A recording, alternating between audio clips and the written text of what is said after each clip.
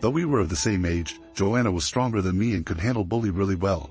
She was more towards the extrovert side and I am a nerdy introvert. Joanna was not an outright bully but definitely toxic and mean. She would pass sarcastic comments at me for my poor dressing sense and communication skills. Our parents tried to enforce a civil relationship between us, if not friendship. No matter how much they tried, we just couldn't bond. She would try to boss around and I would push back. The situation was neutralized only after I moved out, which was quite early. I moved out when I was 15. After that, we only met twice a year when I went home during breaks. She moved out when she was 20 and after that, we met only twice in the last 5 years. Similar to our nature, we chose our professions.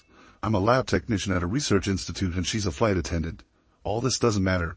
The fact that she is gorgeous and better groomed than me is all that matters to men. Nick, 27M, and I have been seeing each other for 3 years. Last fall, Nick went down on his knees and asked me to marry him. I screamed a yes because why not? I loved him so dearly. He was the most precious thing in my life. This spring we planned our wedding. When it comes to planning an event, I am not so good at it. So when Joanna requested that she wanted to plan it for me, I couldn't be happier. I let her take the lead. I am sure something would have happened during the planning that sparked their relationship because they had not met before. 2 months ago, we had our engagement and then we announced our wedding.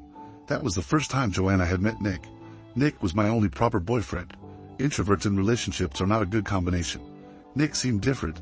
He was ready to invest in a meaningful long relationship. So, after dating for 3 years when he proposed, I was elated. He wanted to marry right away but I wanted a spring wedding so we delayed it this far. I didn't tell anyone about my plans until this January, when we sent out an invite for our engagement. The day after our engagement, Joanna calls me and asks if she could plan my wedding. I was shocked because we didn't have good bonding while growing up. She said she wants to make up for her behavior. I said that's okay, you don't need to do this. We're not teenagers anymore. She said she wanted to do it because she has more time than me and she can pull her contacts to get us some thrilling discounts. I agreed because I have busy schedules. It was during the wedding preps that she started hitting on Nick. This is my theory though. I noticed some changes in Nick's behavior. I confronted him and he said it was due to work. He's not getting enough sleep. He was working late. That could be a lie. Might be busy and tired effing that whore.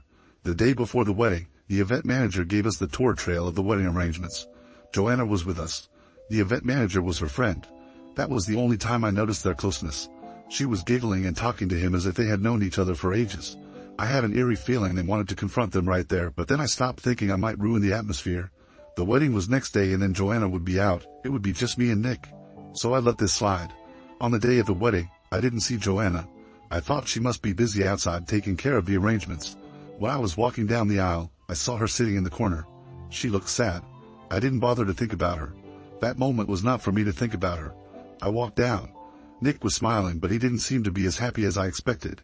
His hands were sweaty. I asked him what happened. He said nothing, just a little nervous.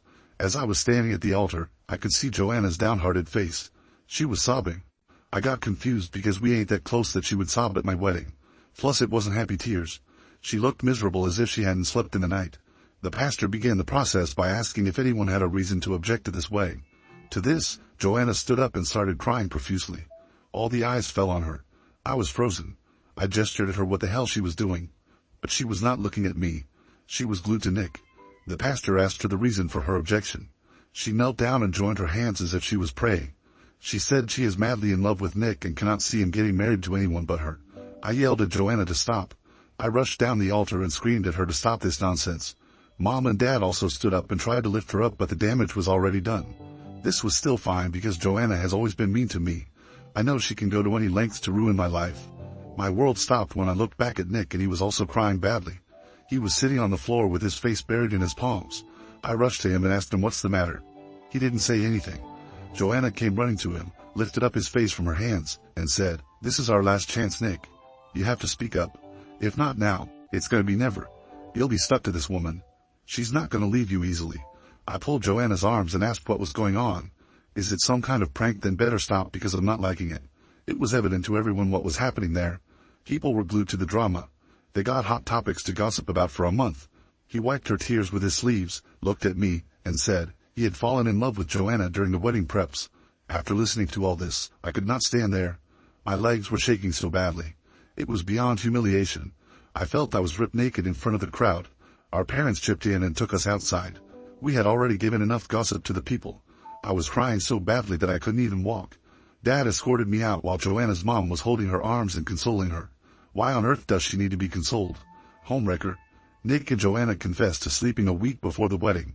They decided to consider it to be one-time thing and move on, but they couldn't stop seeing each other. So Nick's late-night work was actually his cheating trip to Joanna's place. They in fact slept on the night before the wedding. Nick said Joanna was so gorgeous he just couldn't resist. I couldn't believe I was about to marry this scumbag. Though our parents were present, no one said a word. They preferred to remain neutral and stay out of it. I was done listening to their love story. So, I ran into the changing room to grab my bag and car keys to leave the place. I went inside and saw myself in the mirror wearing my wedding dress, and I cannot help but break down. I was having a severe meltdown. Then Joanna entered the room. I screamed at her to get out. She said, "Yes, I will get out of here soon because my would-be Nick is waiting for me outside." I called her slutty bitch. She laughed at this and said, "Yeah, even Nick calls me that on bed." I wanted to smack her for the filth she was spitting. She said, "How could you imagine that Nick would marry you after seeing my curvaceous body? Have you seen yourself? You look like flat tires, spongy, and your dressing sense just sucks. I wonder how Nick even fell for you in the first place. He is just too handsome for you." She slammed the door and left. I picked up myself and drove off the venue. On the way, I realized, where do I go? I have been living with Nick at his place. Surely, I can't go there. I called up my friend and asked her if I could stay with her for a few days until I put my life together. She gladly took me in. The next day I got a text from a Packers guy asking where my stuff needed to be shipped. Nick had hired a Packers company to get rid of my stuff. I was caught off guard because I had no place to keep my stuff. I called up Dad and he offered to let me use the garage to keep my stuff. Amidst the feeling of betrayal and pain, I was house hunting. My homies were my support system during this drama. They helped me find a place, set up my stuff, and be there for me whenever I needed them. My friends have helped me enough to cope with this. I don't want to be more needy and sear them off. My wounds are still fresh and I need someone to hear me out. I have enrolled for therapy, but it is monthly once. Hence I am writing this post as a self-help therapy. Update 1. Thanks to the ones who tried to understand my situation. However, the ones commenting that it was my fault that I chose a cheater. How could I not see this coming? Why did I let Joanna plan my wedding? And other ridiculous questions.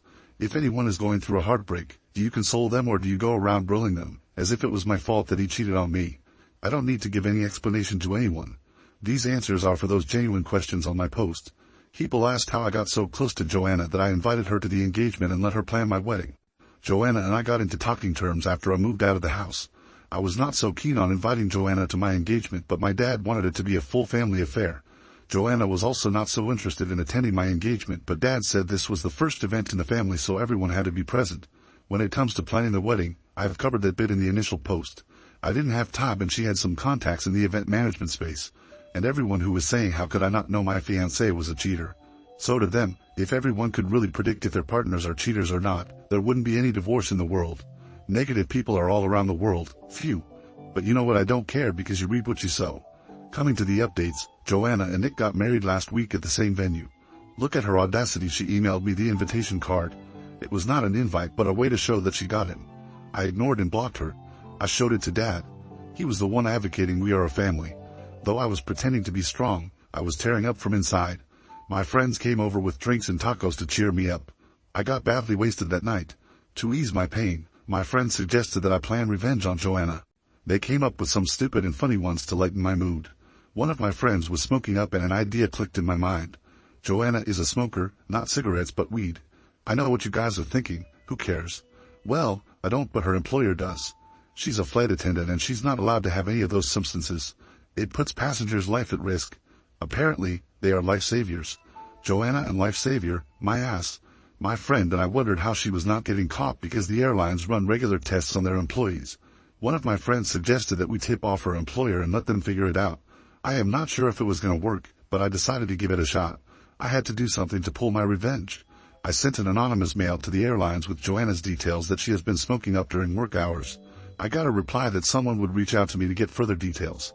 The next day, I got a call and they asked for detailed information. I made it up and said I cannot disclose my identity, but a few days back when I was flying with our airlines, I found Joanna high on something and her eyes were red. I asked them to conduct their own investigation before sacking her. They thanked me and hung up. I have very low hopes that it would turn out in my favor because I didn't reveal my identity. They might consider this to be a hoax call, I don't know. Update 2. Hey there folks. I know it's been 2 years since. I wanted to detach myself from my past. So, I ignored updating here too, and eventually, I forgot about this. I was getting a lot of messages from people asking what happened after the complaint with the airlines. So, here's all the update you need. After complaining about Joanna to her employer, I had a mixed feeling that I shouldn't have ripped off her livelihood. I mean, it takes two people to cheat. It was Nick's fault too.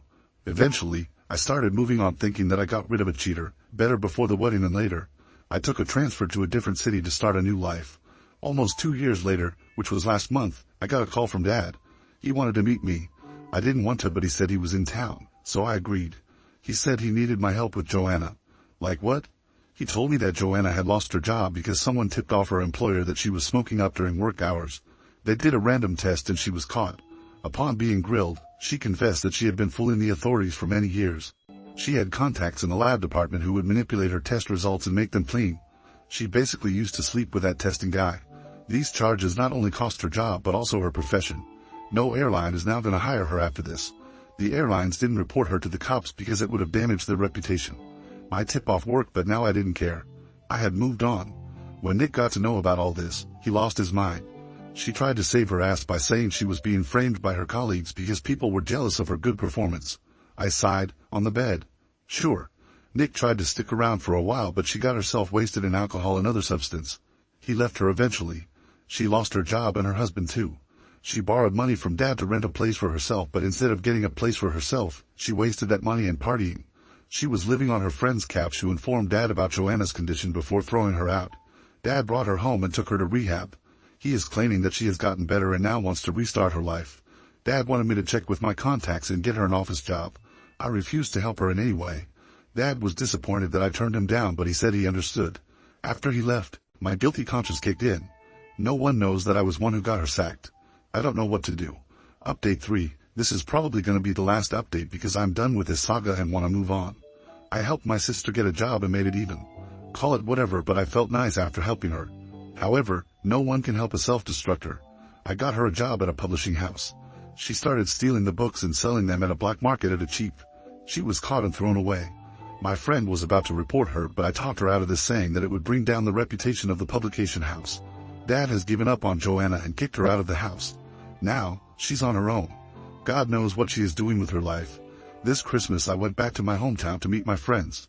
I visited home, but only for an hour. During the mass, I bumped into Nick. He was right beside me.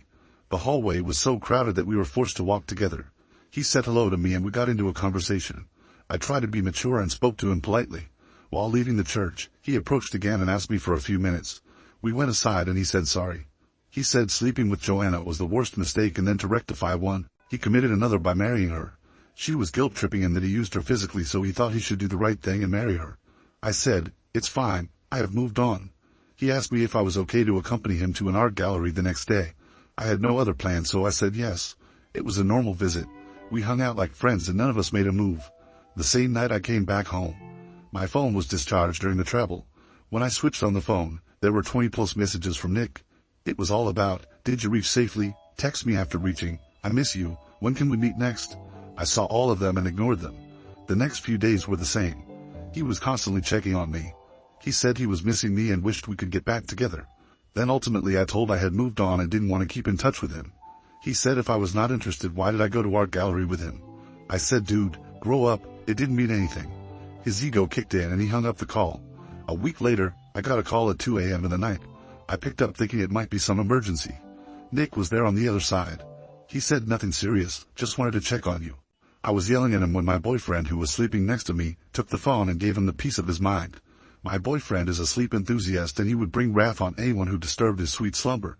I won't repeat what he said, but after that day, Nick never bothered me. He understood that I had actually moved on. I didn't tell Nick that I had a boyfriend. I didn't feel the need to inform him. He's no one to me. I don't want to talk much about my current boyfriend. Don't want to jinx that again. All I want to say is I'm glad Nick found solace in Joanna. Because of his cheating, I got someone so much better. Heartbreak is never the end. I am gonna delete this post after a few days. I wanted to give closure to all those sweet people who have been checking on me. Thank you for all the love.